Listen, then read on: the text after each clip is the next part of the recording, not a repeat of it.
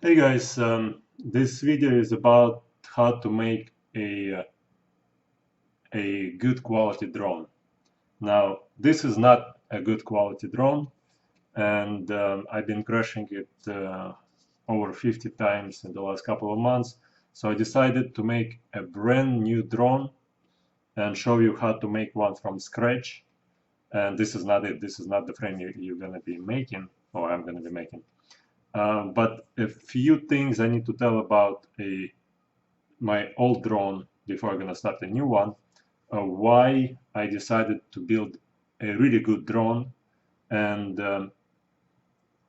so this drone right here, I really had no budget, and this is a standard 450 frame. It's called 450 frame right here, 450 frame. This is the most standard frame there is. However, the problem with this frame, you outgrow it really fast. I installed so much stuff on it. There is the video transmitters right here. There is the on-screen display card. This is the 8X8R X8R frsky receiver. This is the pixhawk right here. This is the GPS with compass. This is the camera, and also I have the Mobius camera mounting on the bottom. We got 30 amp ESCs right here, Afro ESCs. We got turnigy 950 kV motors, and the props are 1050s. As you can see, that's from last night flying. Right here is the chopped prop. It should look like that, but instead it's chopped. So again, the reason I decided to build a brand new quad. It's called drone. It's also called the quadcopter, because this is just a bit outdated. This frame is outdated. Don't waste your time. Don't waste your money on building this frame, because there is no room to put everything you want to put on it. And those landing gears right here, they break every other time you land. So I went through about $300 worth of landing gear, not only this type, but I have a bunch of other ones. You could look at all the landing gears I went through on my website called raspberrydrone.com. Raspberrydrone.com. The idea was to connect the Raspberry Pi computer to this pixhawk and control it via like wireless network rather than by remote control.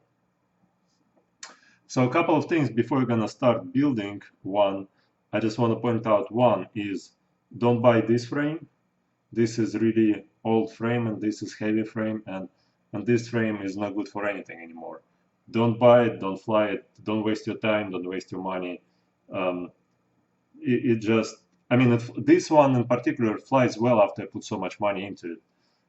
But would I build it again if somebody out there would show me this particular video that I'm about to show you on how to build a drone from scratch? I wouldn't build this drone, and I wouldn't waste my time with it. Now the thing is, what you want to start with, if you never flew before, you want to order one of those for 50, 40, 30 bucks, whatever the amount you're going to find it for.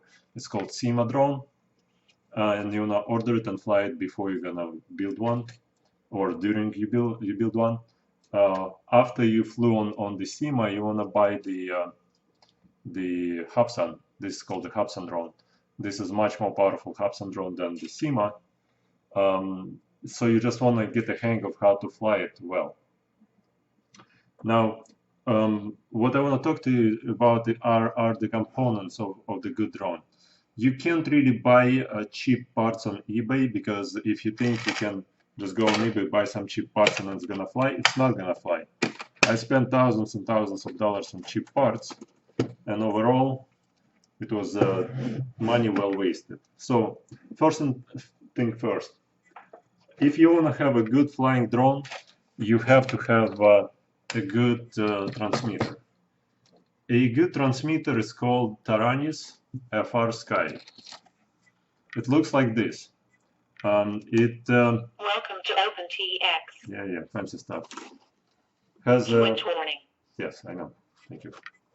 One of the switches is not in the right position. Okay. So, anyways, this is not the best transmitter. They have a transmitter that costs $200 more. It's called the 9E, frsky 9E. But this taranis is the most standard transmitter, and it's the best one there is. You think you're gonna save a whole bunch of money by buying a turnigy transmitter. Problem with turnigy transmitter is it comes without battery, without the battery. So you have to have rechargeable batteries, and those rechargeable batteries run around $20–25 at Walmart, and including the charger itself. It needs 8 batteries. This one already comes with the battery charger. Now, turnigy is much cheaper, and much cheaper in terms of price, that is. It's not cheaper in terms of the design of the plastic, but it's the turnigy itself is much cheaper by price. So you would say, so what I did, I bought a turnigy, I wasted my money on turnigy, and the whole flying experience, when you're flying in a manual mode, it's much easier to fly on this frsky in the manual mode than to fly in turnigy. I don't know why, but it's much easier on this one. The response is much more up to the second. I mean, I could feel the input right away on a drone. So don't waste your time with turnigy. Buy taranis. I know it costs a lot, but again, we're building a good drone. We're not making a cheap drone. I've seen videos people making cheap drones, how to make drones for cheap. I'm showing you a video how to make a good quality drone that's not gonna kill anybody, that's not gonna crash into anybody, that's not gonna take anybody's head off. I've been crashing. I went to the neighbor's house on my drone. You can watch some videos on this channel. You could see how it's been crashing all over the place. Again, I didn't record all the crashes, but I crashed more than 100 times while flying, while building stuff, while developing new stuff. So again, you have to start with Taranis Plus. If you cannot afford this transmitter, don't even bother with building your own drone, because it's not going to fly well. You're going to be very disappointed. Just find the used DJI Phantom and just fly the DJI Phantom. Or another really good drone is called the Walkera 250 Runner. You could buy it with the transmitter for about $300, and you're going to have a blast flying Walkera 250, it's called. It's a really good drone. Now, if you already have one of the cheaper transmitters, and again, you are on a tight budget, you're better off with buying eachine drone. I made a video on that before on my channel, and it's just $150 drone. If you have one of the transmitters, you could fly it and have a blast with it. So when it comes to the transmitter, you can't really go cheap. You have to buy taranis. It's about $250. This is year 2015. If it's gonna be farther in, I'm sure it's gonna run down to like $100 in a year or so. Anyways, so that's for the transmitter. It's much easier to fly with goggles on. Now, everybody makes fun of me because I have those huge headset right here. This is called Quantum, not Quantum, but Quantum headset. Headset. Yeah, I mean, headset, mask. People tell me Zorro is flying around. So, but anyways, I have no complaints about this mask. The only thing is I had to make some modifications. The monitor was supposed to be on the inside, but I guess my eyes are special, so I had to move it to the outside, tape it around here, and attach a receiver right here, video receiver, and just use some tape to run the signal, and use one of the rechargeable batteries for receiver and the monitor. The battery lasts forever. I mean, it lasts like 2–3 days. You could fly easily on it. Nothing special. So here the modifications are just for the nose, so that it would be a much softer nose pad, and some velcros right here, so that I could just use it on my head and can pull it up and down from my head, up and down anytime I want. Another modification that I'm about to do is just to put a different antenna right here, polarized antenna, because I think this antenna sucks. So, but again, we're building a good drone, and I could tell you right now, make sure the stuff you're gonna buy is not gonna be cheap stuff. Make sure it's gonna be high quality stuff. So that's about the video. It's much easier to fly a first-person view, basically, through this than line of sight. So I'm telling you right now that you do want to buy, this one only runs at about $60.70 altogether, including receiver, including the monitor, this sock thingy, and the battery. So no need to buy Fat Sharks. Fat Sharks run at about $300-400, but this one is only like 60-70, but cheap. This is probably the cheapest thing there is. For you to run this thing, you need a camera. You need this camera right here. It's just a cheap, it's called eachine. Eachine also makes the 250 eachine drone. The camera itself, and you need the video transmitter right here.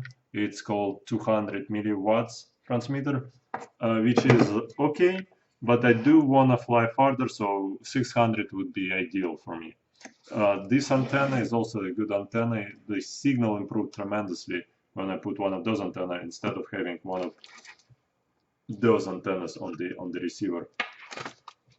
So the on-screen display chip, it takes forever to program it. It took me a couple of days to figure out how to make on-screen display to work properly. Basically, to have the altitude display, to have the compass, GPS, etc. display. So, but I will show you how to program it because it's really important part, and you need to know how to use it. Now, when it comes to taranis transmitter, the reason you want to buy one of those is so that you would have a receiver. Right here is the receiver that would have what's called an S bus right here. Hold on. Right here.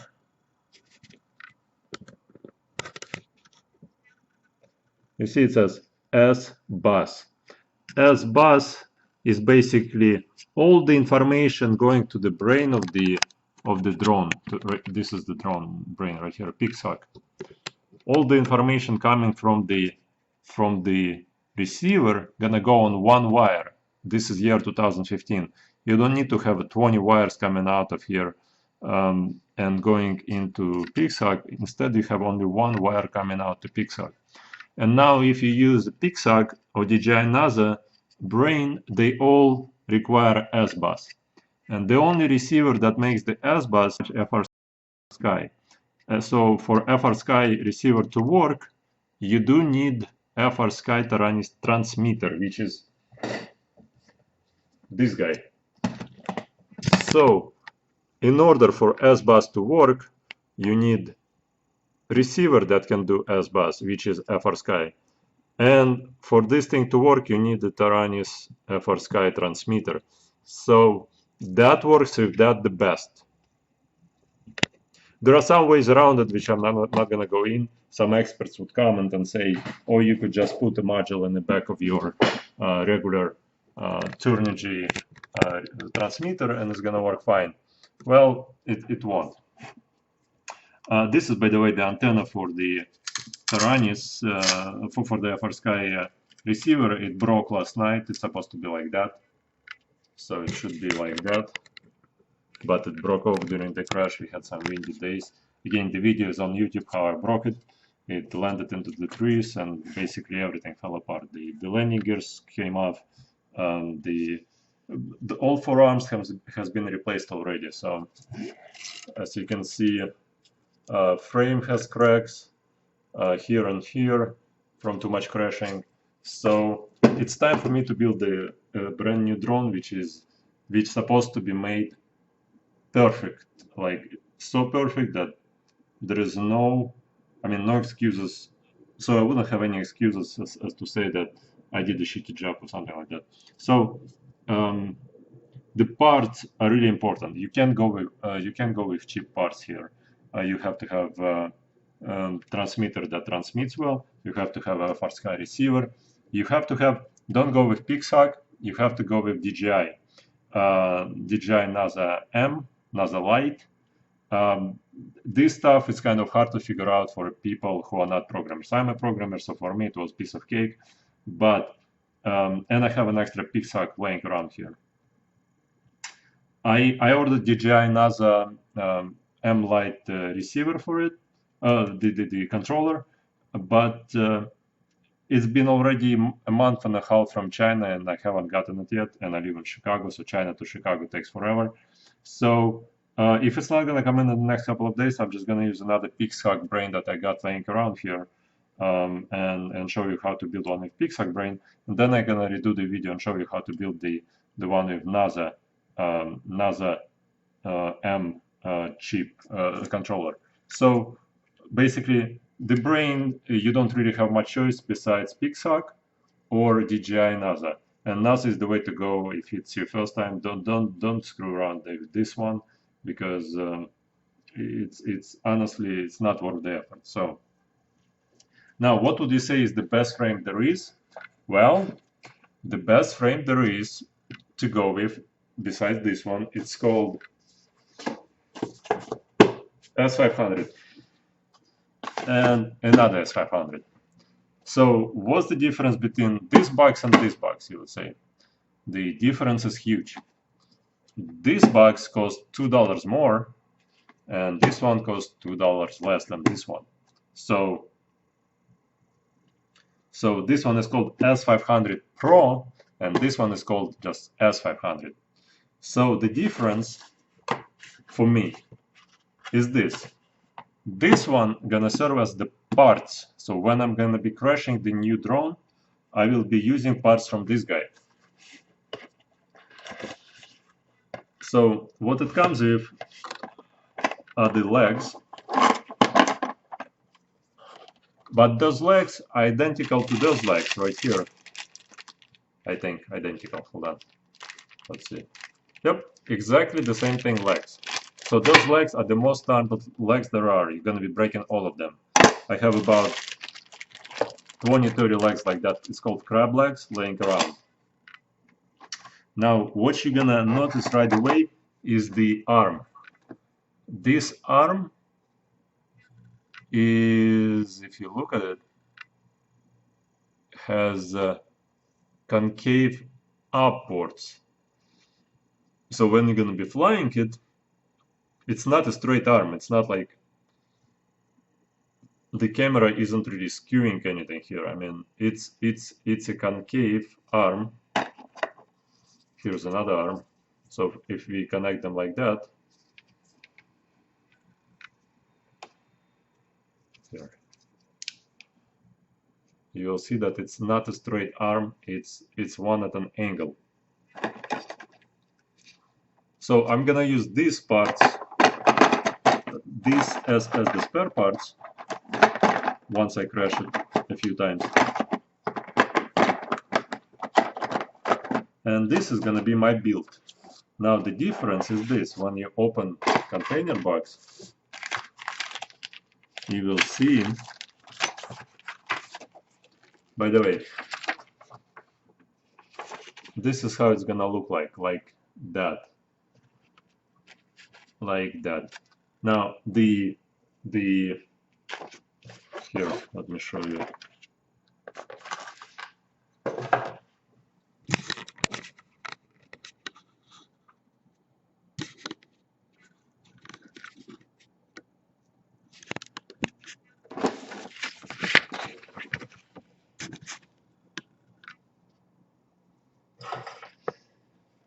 Couple of things I want you to point out. I want to point out to you. One is the arms right here. If you look inside of that hole right there, there is a carbon fiber rod going from this end to this end. That means when your drone going to be crashing like that, that carbon fiber, or is it fiberglass? I think they say it's carbon fiber, but maybe it's a fiberglass. This not supposed to break. Basically, the arm not gonna be breaking. So less parts you're gonna be replacing. Now the good improvement about this drone over 450. This is called S500. First of all, arms are concave upwards. That's extremely important. If you never flew yet, concave arms, basically when you land it, it's gonna land itself. Not so much itself, but it's not gonna be all over the place because the arms are kind of flat. It's gonna be landing straight down because there's not gonna be what's called a prop wash. I'm not gonna be talking about prop wash much. Prop wash. Yeah. So I'm not going to be talking about prop wash much because there's a whole bunch of videos that basically show what that is. But basically, when you land something like this, the air goes to the bottom right there, and eventually sometimes there is no air left, so it might be basically give some turbulence, and the whole drone not going to be steady because the ground is right here. So again, when the air is blowing to the sides, like here, when the air is blowing to the sides, it's easier to take off and easier to land. Much smoother landing, much smoother takeoff. Another thing to consider is that rod right here and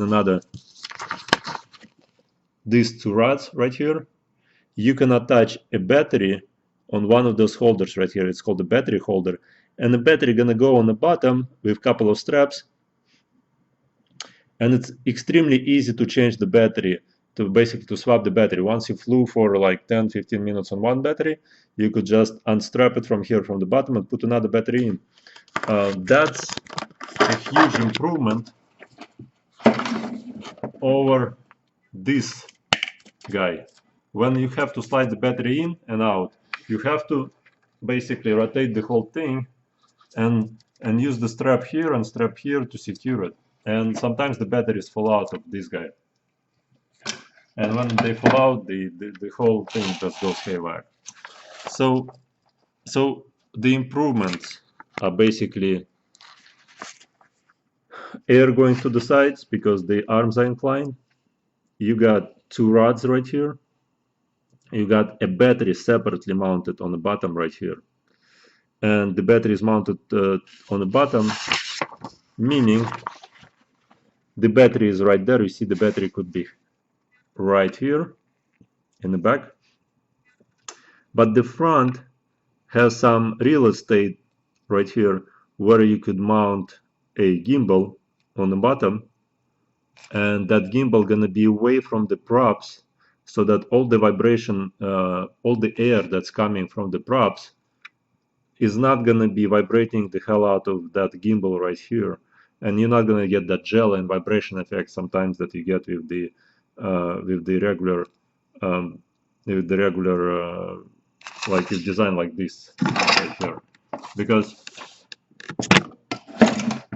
here, let's say this prop is rotating, right?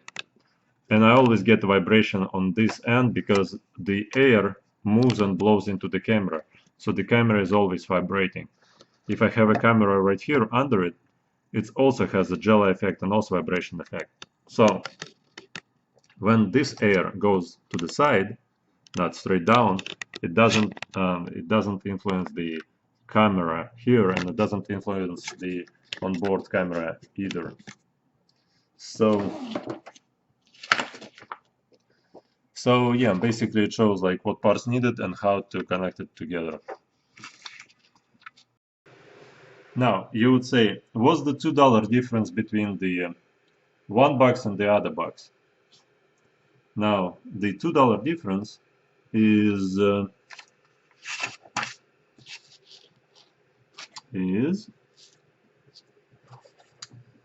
is this thing right here. This is a power distribution board that is separate from the main board, and that, guys, you don't want to deal with. So that's the reason that why this frame will only be a parse frame. What you want to have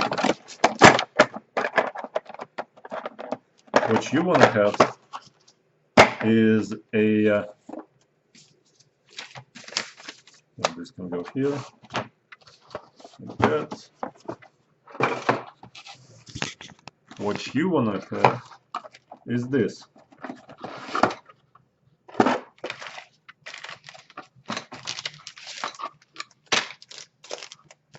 The main board has the power built on it, so you have to basically connect plus and minus, plus and minus, plus and minus, plus and minus, plus and minus, and you don't have to connect it, you solder it, and you're pretty much ready to fly with this frame. So we're just gonna remove all the components, put this to the side.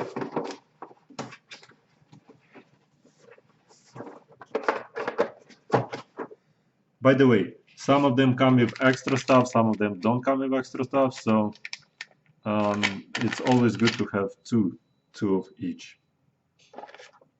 So this goes here, arms go out, and the landing gears come out as well. Okay. All right.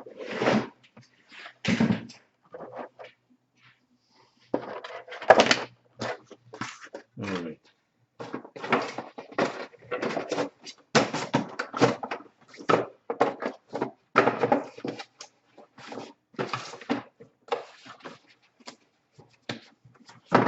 So what you want to get is right here, 65575 S500 Pro.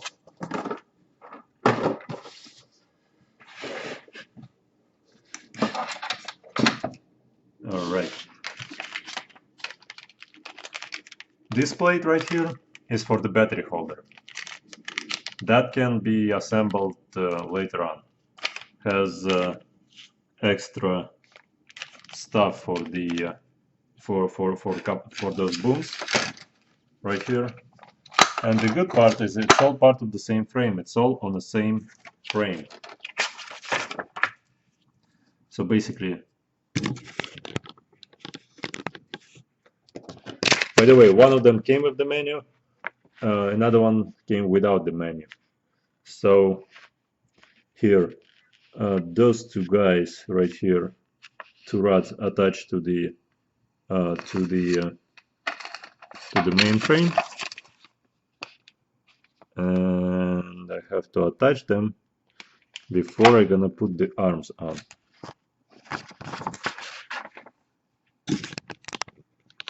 All right. So it's gonna look something like that, like that, like that. The landing gears, we don't really need them yet, so we can put them on later on.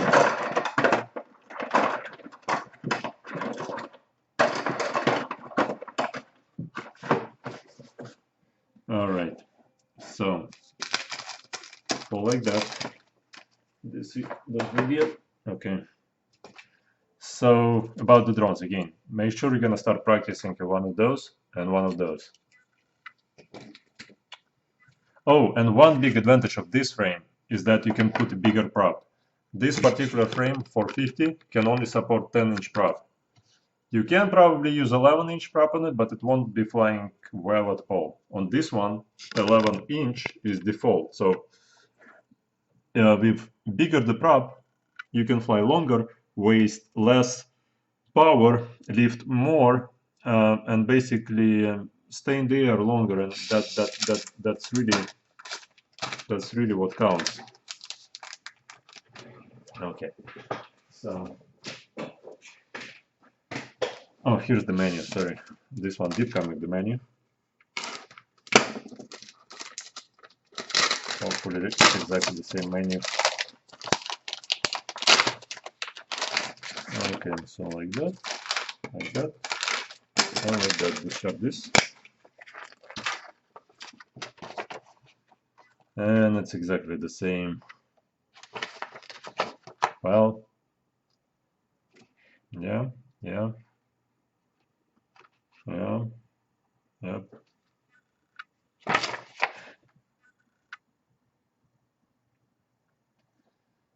Yep. Yeah, the menus are the same, but the content is different. So this plate gonna be going on the bottom, and it's probably gonna be going like that, because plus is right here, minus is right here. So this is gonna be up, where it says S500, that's gonna be up. So my take is that, let's see, this is gonna be the rear, and this is gonna be the front of the drone.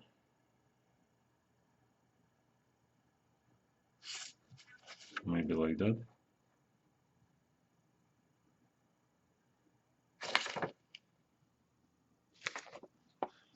Okay. So like that.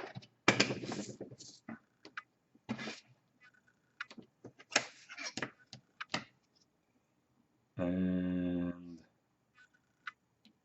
like that. So yeah, that's the front and that's the back. So if that's the case, here, like that. Hold on. And like that, like that, like that, and like that. Oh, did I tell you that it doesn't weigh much? Compared to this frame, this one, including the landing gear, weighs exactly the same as this one. This one without the landing gear weighs more than this frame. So, okay, I just want to get back to receivers for a second. This is one of my receiver from the previous drone. You see there's only one antenna right here. This is just a binding plug. So this is from turnigy 9X8C V2. I use those on my yacht. Basically, I have a sailboat, and I control it by this guy, and even if it loses a signal, it's no big deal. Eventually, it reacquires the signal. So a cheaper transmitter turnigy gonna be fine for your yacht, for your car, but not for something that flies. So again, one antenna compared to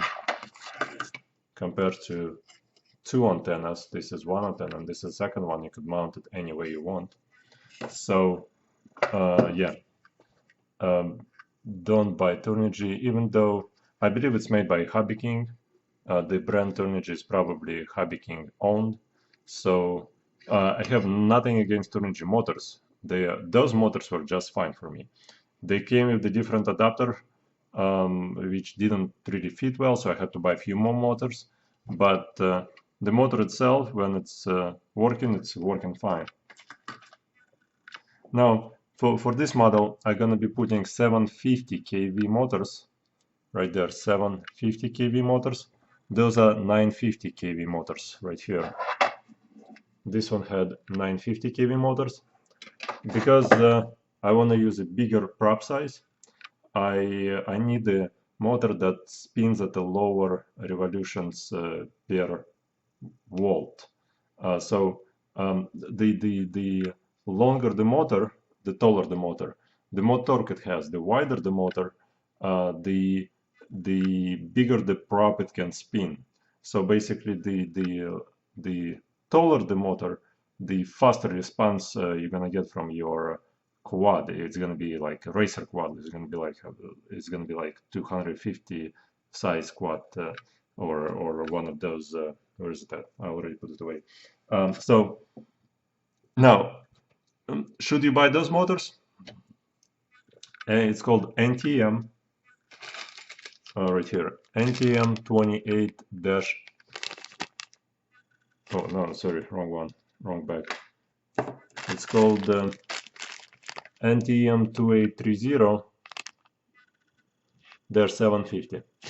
Now, I bought those motors a couple of years ago for my different build, and they've been laying around, and I figured it's about time I'm gonna use them because I have about like a couple dozen of them.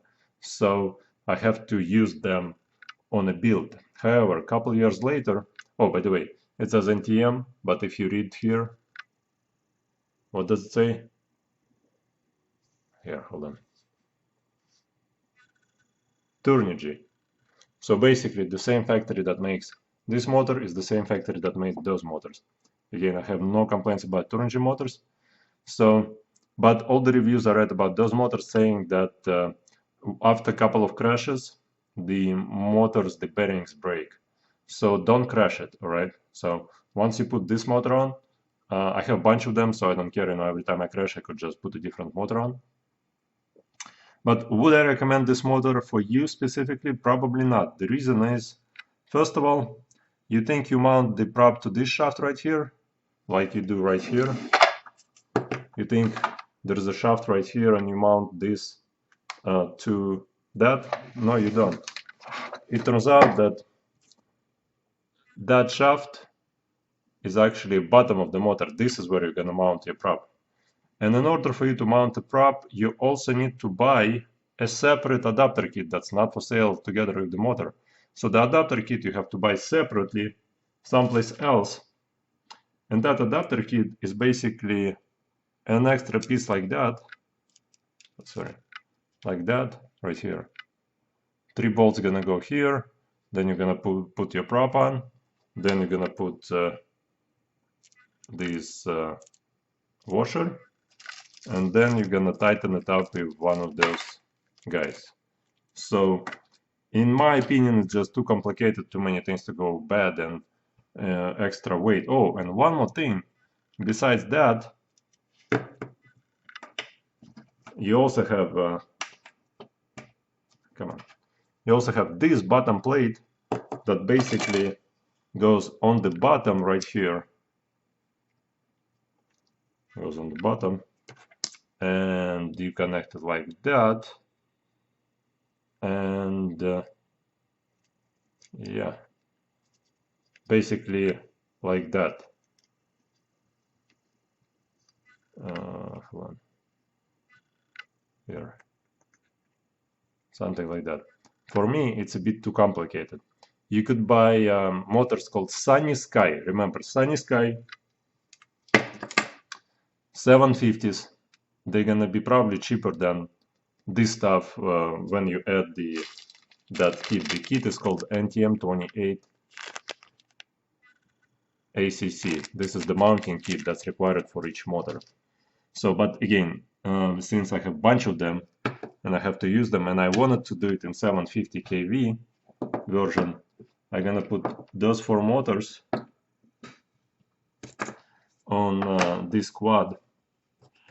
So again, if it's a 450, 500 frame, you don't want to go above 1000 kV for sure. You want to go less, down to like 750. I think 750 is the best kV rating for the motor. It's not going to be as responsive as 950 kV. This one just flies. This one is extremely fast. I sometimes have a hard time keeping track of where it's at, and I always flip the switch where it says return to home, and it just comes back home sometimes. In a strong wind, when there was like wind 30-40 miles an hour, I flipped the switch to return to home. It kind of like started to return to home at an angle like 10 degrees or 15 degrees, and it was still blowing out even more and more and more away. It was unable to go against the wind so much. So if you're going to be flying in high winds, 750 kV probably not going to be able to bring you back home. The 950 not going to be, I mean, it would be able to bring you home as long as you're in a manual mode, as long as you know what's going on. Now, if you press return to home, you have to reprogram the brain, the pixhawk. The pixhawk, you have to reprogram it. Oh, by the way, this is this pixhawk is here, and this is a new pixhawk. So for this stuff. I mean, again, I had it laying around, so that's what I'm gonna show on.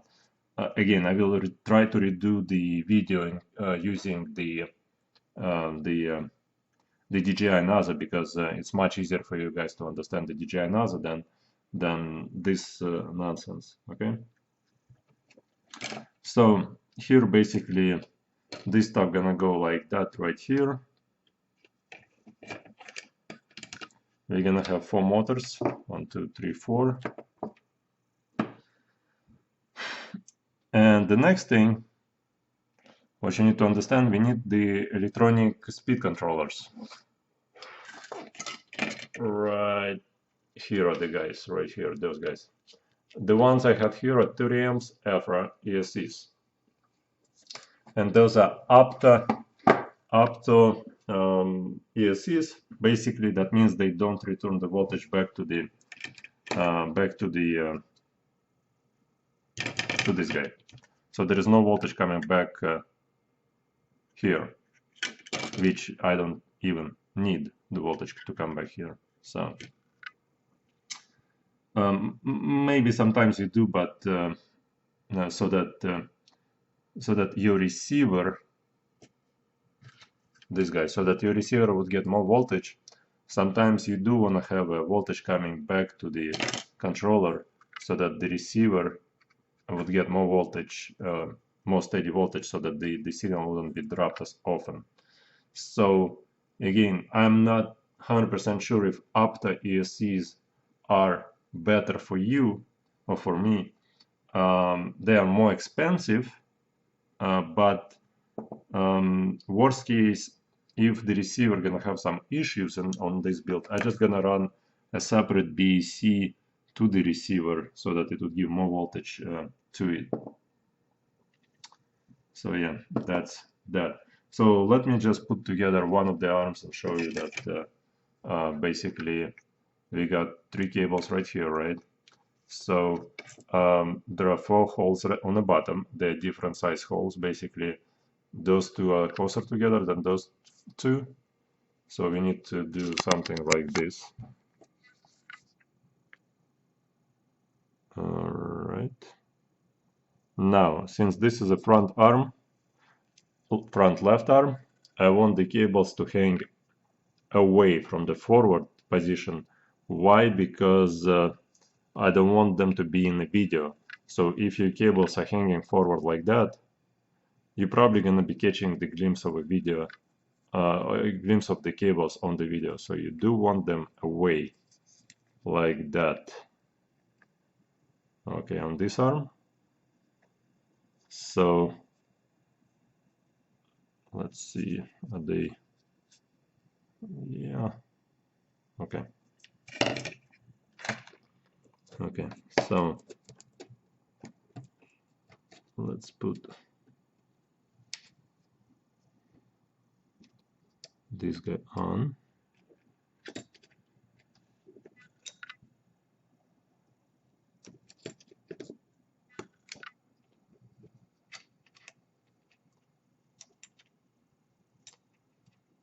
Also, guys, you know, feel free to leave the feedbacks. I mean, the reason I'm making those videos is to see if there's a way I could make a better drone.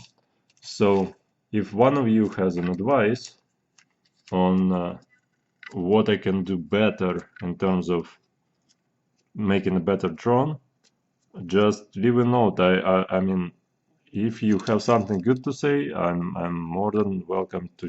I mean, there are no experts in this field. So the problem here is that that screw seems like too short. But let's see if I'm wrong on that. Let's see.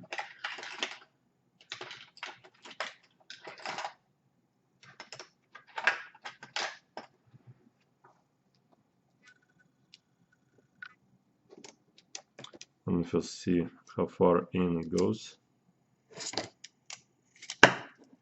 That's it. That's all there is. Unbelievable. Alright, so the first problem is right here, that this screw that's supposed to go in there isn't long enough to go through. So I'm going to be doing exactly what I've been doing to those other props right here. Run that screw directly into the motor, and the problem is, again, China. Alright, so I'm not sure who exactly makes this stuff, so I'm disappointed. I am extremely disappointed.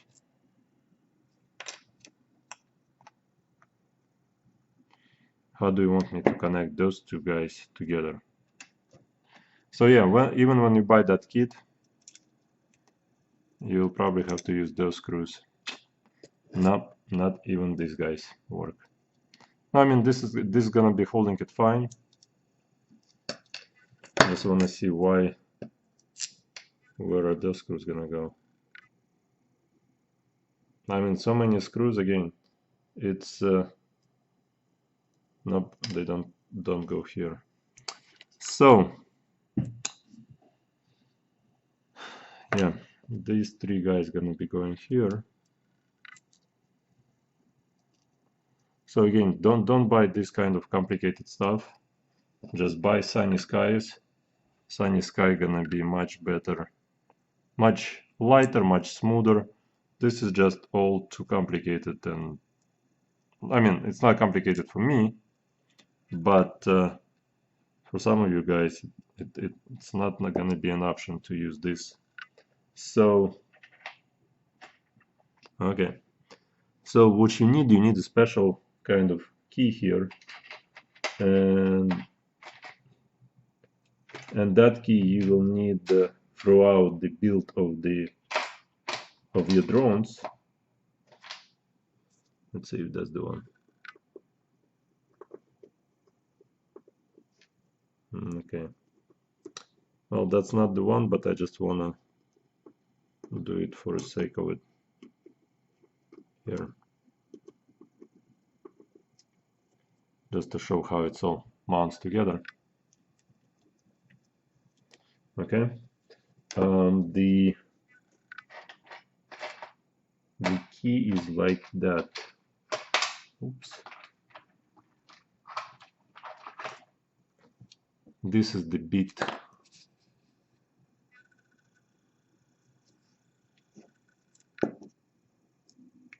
Well, that bit I will need for the other.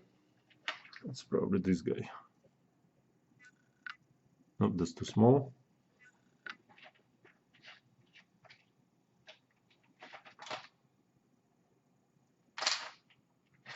How about this one? Nope, that's another one as well.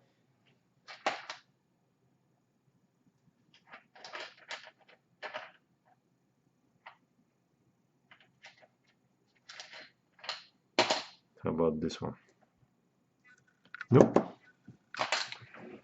All right, so you have to have something like this. It's not guaranteed that these guys, you see, I keep using them all the time on those builds, and the bits always disappear someplace. All right, so not here. I mean, you could use one of those, it's not a big deal, but I know I have them. Only problem is to find one.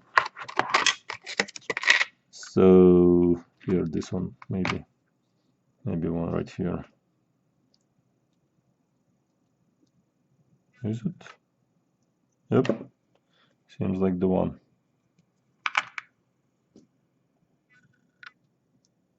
Yep. Now, one thing to remember when you screwing those guys in, you have to use Loctite on every screw you screw in, especially the motor mounts and the top mounts as well. So that's gonna be like that. Okay, so here we cannot close that.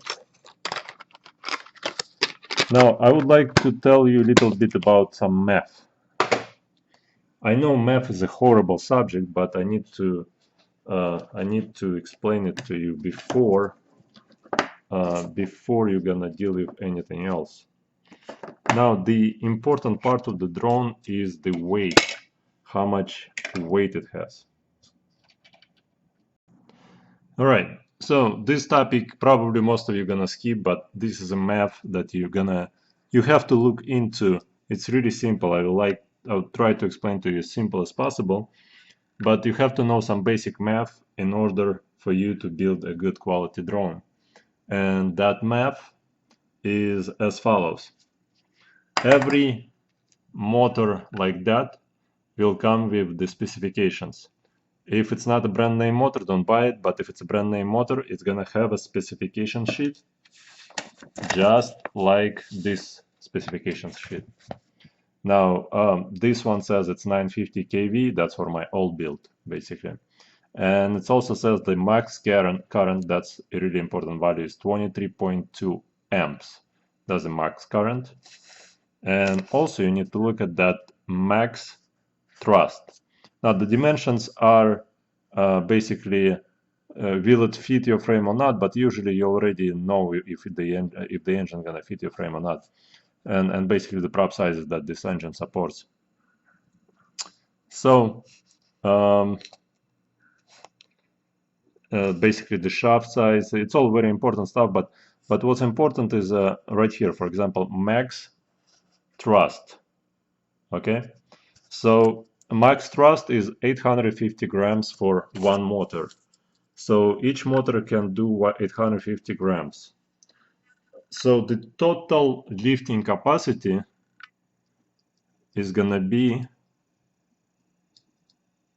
so basically you take 850 grams, you multiply it by 4 because you got 4 engines, and the maximum lifting capacity is gonna be 3,400 grams. So this is motors. Motors, okay? So the total your drone gonna be able to lift is 3 kilograms 400 grams. So what you're looking for in a drone, your total build should not exceed the half of this number. So basically divide 3,400 grams by 2 and you're gonna get 1,700 grams. So the total weight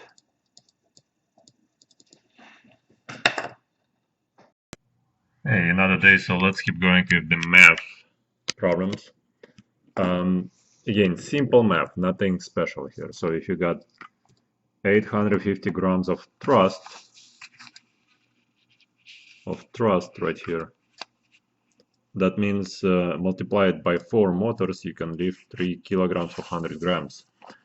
The maximum load you want it to be is 1 kilogram 700 grams. Basically divide this number, the total lifting capacity, by 2, and you don't want to go above this number because it's not going to be flying well.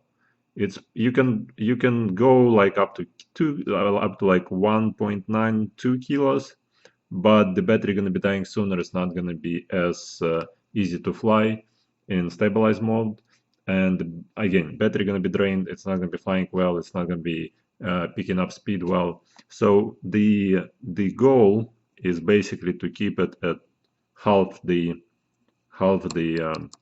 total thrust. There's a whole bunch of other different calculations that I'm not going to go into, which reduce this number by much, basically your prop size, etc.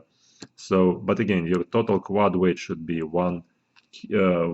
basically should be half of the total thrust. Now, here's the tricky part. This motor right here comes with a different sheet of specifications, and that sheet doesn't say what this sheet doesn't say. This is the 750 kV motor. It doesn't say what's the maximum thrust. But since it's 750, I assume it's about the same, about 700-800. That's my assumption. Now, the second number you need to look at in the map is right here, max current. It requires 23.2 amps to operate. And that basically tells you what kind of ESC you want to be putting to match this motor. So let's say this motor right here, right, turnigy 950 kV. That's probably what most of you are going to be using. That motor uses needs 23.2 amps as the maximum current. So this is a second important number. So in order for us to calculate what ESC you need, electronic speed controller, for each motor you need one of those electronic speed controllers. We have a simple formula. You multiply this number, this 23.2 number, you need to multiply it by 1.2, and you need to multiply it by 1.5. So if you multiply the number by 1.2, you're going to be getting 27.84. If you multiply it by 1.5, you're going to be getting 34.8. Those are two magic numbers. And basically, you're looking for a ESC that's going to be rated in between those two numbers. So in my case, it's between 27 and between 34. In my case, it was 30 amps. Basically, the ESCs I had in stock back then, and that's the ESCs I put right here, 30 amps. So that's basically the calculations you need to make. So in order for you to find out which motor, which ESC you're gonna use, you have to look at the specification sheet, look at the max current, multiply it by 1.2, and then multiply it by 1.5, and look at the middle range and see what kind of ESCs that engine needs. Now, for this engine, the specification is 20 amps right there. So it needs 20 amps to work fine. Now we have to multiply that 20 amps by 1.2, and multiply 20 by 1.5, and you're going to be getting 2.24, and you're going to be getting 30. So the best option to use for this motor is somewhere 25 to 30 amp range of the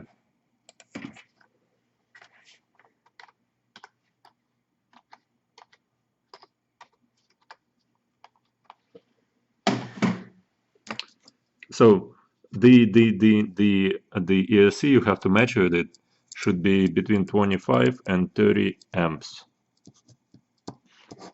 Now those ESCs are coming, so I don't really have them in stock. What I have in stock is a whole bunch of 20 amps, and the ESCs are basically there is some that says opto ESC, and the other ones are saying just simply ESC. The difference is this middle cable right there. The ESC is not opto, don't have that cable. Oh, no, sorry. Yeah, non-opto. Well, if it's basically a standard ESC, it has that cable. The opto ESC doesn't have that middle cable. That middle cable is basically sending 5 volts, I believe, 5 to 6 volts from this guy, I mean from here, from this guy, back into the controller board right here. Now, since this controller board has a separate power source, I don't really need the 5-volt wire running from the ESC to the control board, because this has a separate power coming in. So many boards out there require you to have a power going into these slots, This one does not require because it has a separate power. Has a separate power input. So for this build, I'm going to be using opto ESCs. I need 4 of those. Here, 4 of those. So we remove those 4, so I won't confuse the two. Okay.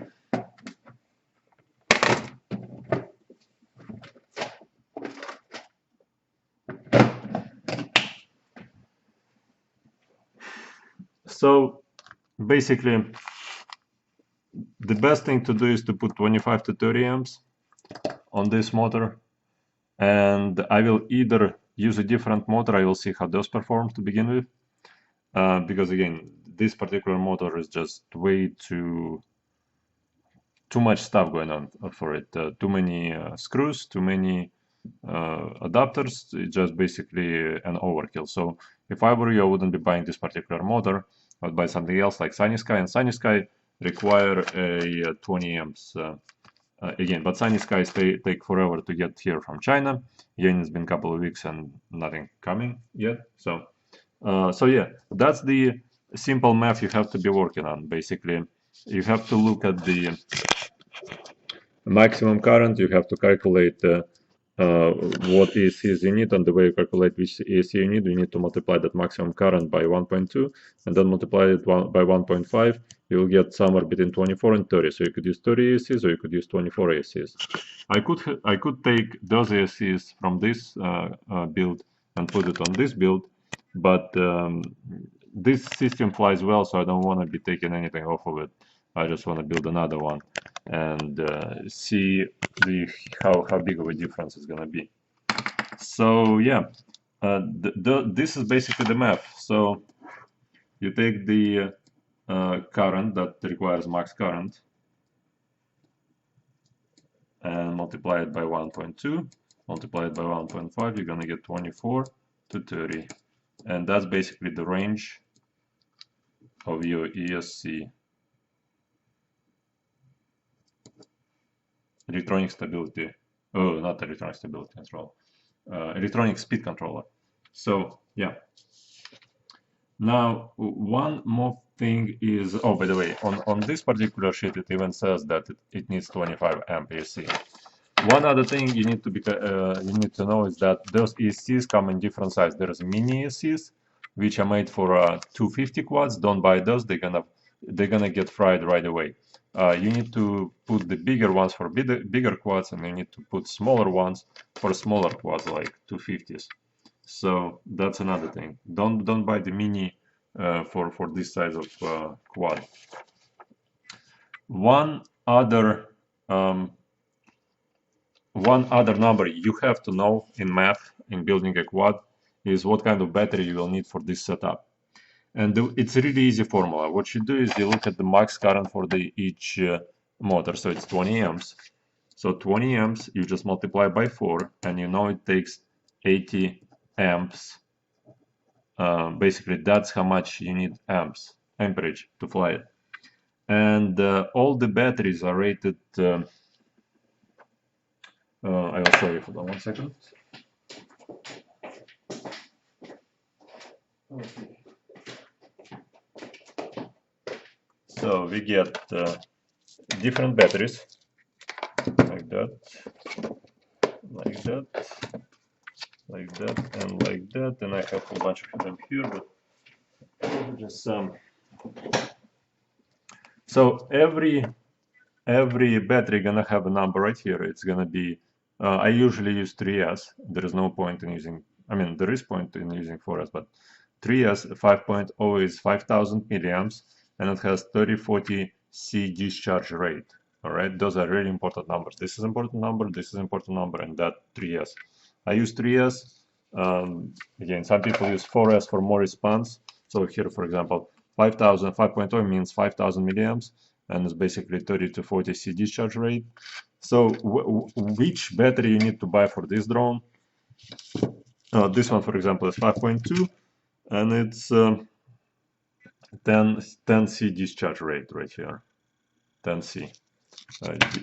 So which battery to buy You will actually have a multiple choice on this. The way how you calculate it is, this is the first number right here, and you basically put 5.0, right? For example, if you want a 5.0 5000 milliamp battery, you multiply it by C rating. So basically this is amperage by C rating equals to 80 amps. That's your formula. Amps by C, and that's equal. So for example, if you want to be using 5000 milliamps, so it's 5.0 multiplied by C, and that equals to 80 amps. So the C gonna be equaling to 16. So that's the ideal battery to use for this drone. So for example, this is a 30 to 40 C discharge. That battery on this drone would be overkill. We don't need so much discharge on this battery. This one, for example, is 3.3 and has 20 to 30 C. 30 C is a peak discharge, so you're looking at 20 mostly. 30 C only works for like 10 seconds or so. So let's see if 3.3 multiplied by 80, basically not multiplied by C, should give us 80, and 3.3 gives us 24. So the C rating should be 24. And this battery right here would be just fine on this drone. Again, we need to fine tune it to meet the numbers, to meet the exact numbers.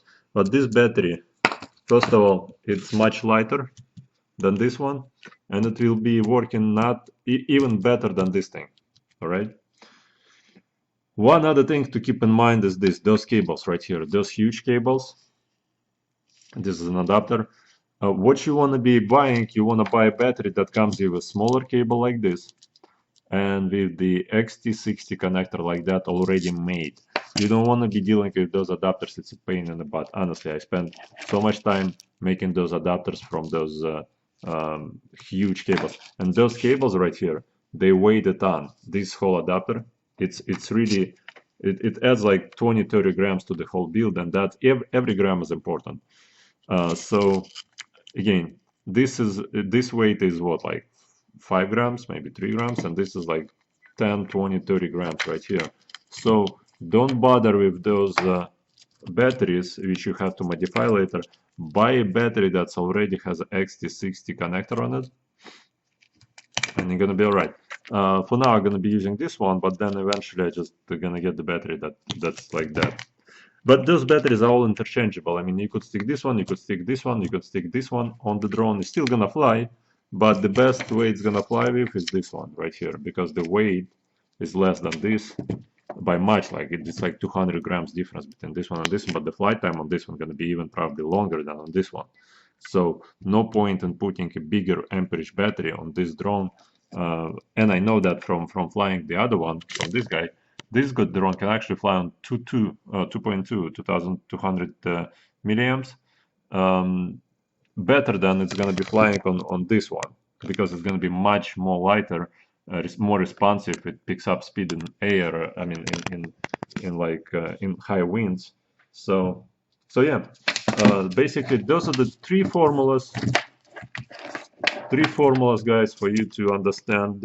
Again, the first formula is you don't want your quad to weigh more than half of the thrust produced by 4 motors. I mean, if you have a octa or hexa, you just multiply it by 6 or by 8, and that's your total thrust. So again, if you want to lift more stuff, the only way to do that is to put the lower kV ratings, bigger props, and basically go with more motors and more arms if needed. But the more motors, more arms means usually means much less flying time. So again, in terms of the ESC choice, you have to be using the formula multiply the required ESCs by 1.0 or by 1.5. And then in terms of the battery, this is the formula right here. Amperage multiplied by C equals to 80 amps. 80 amps is basically 20, that each motor requires 20 amps, and we multiply it by 4, and the total consumption is 80 amps. Okay? 3 formulas, really simple. I mean, we can go into more voltages, and I could tell you, that I could, the history, the first game dinosaurs, and tell you all about that, but I don't have time here to. I just want to get this thing done with. So that's math that we had to deal with. Okay.